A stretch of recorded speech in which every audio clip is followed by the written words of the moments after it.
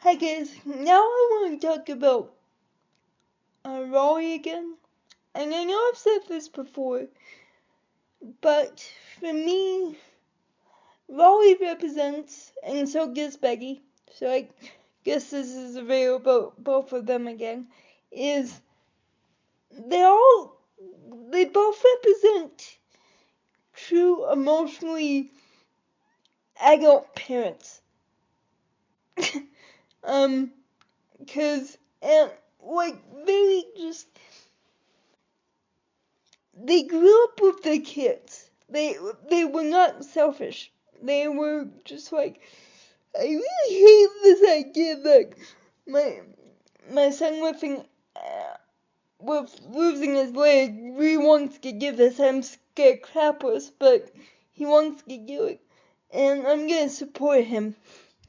And I think we get stuck in but my feelings, my feelings, my feelings.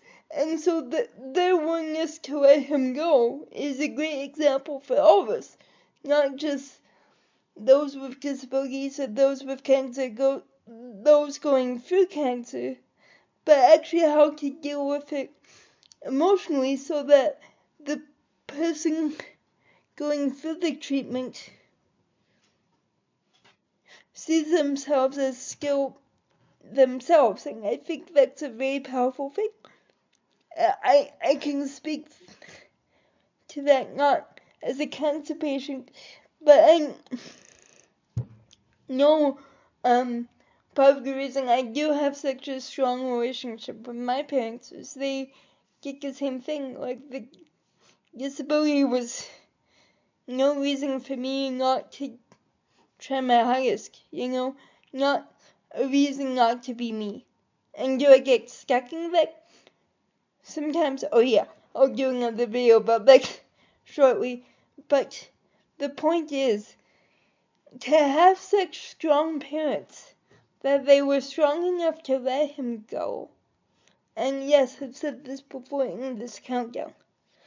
So if I get too boring, I'm sorry. But